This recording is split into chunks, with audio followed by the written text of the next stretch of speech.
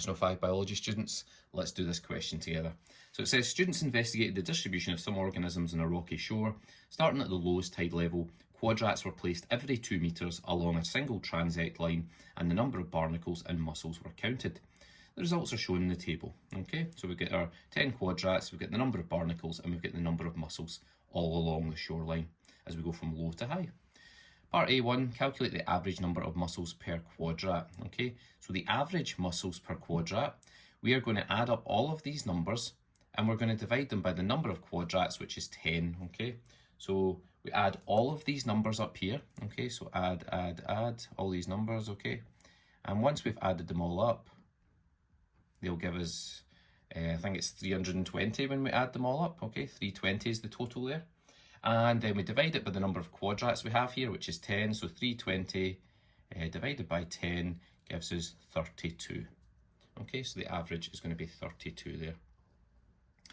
Now for this example here, it says, describe how the reliability of the results could be improved.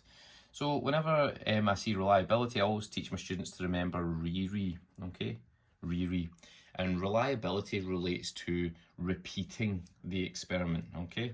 So this time they're doing what are they doing? They're doing an investigation, okay? So our answer here is going to be to repeat the investigation, okay?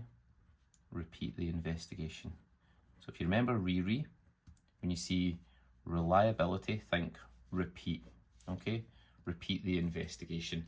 And that's how we answer that question. You could be more specific to this example and say something like, you can carry out more transects or use more sites along the transect or use more quadrats, okay? Anything which suggests repetition, okay? I'll just put in one of those there just now, okay? So using more quadrats, that suggests that repetition, doesn't it? So that would be acceptable as well as an answer.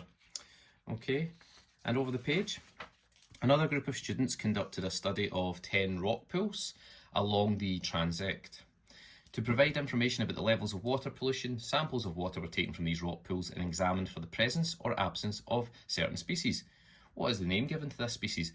Now, as soon as I saw presence or absence, okay, that should be ringing bells in your head because you should have learned that definition, which is the definition for an indicator species, okay, an indicator species. And again, if you don't know the definition of indicator species, that's one to go back and have a look at just now, okay?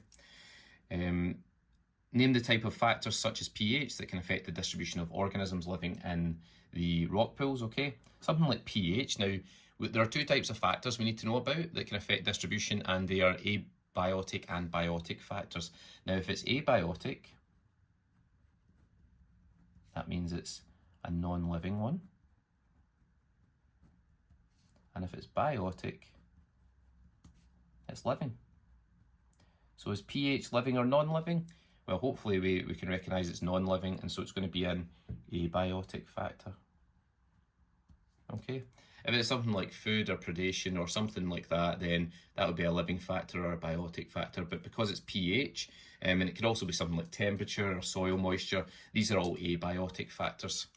Okay, folks, hope that's helped. I'll see you in the next one.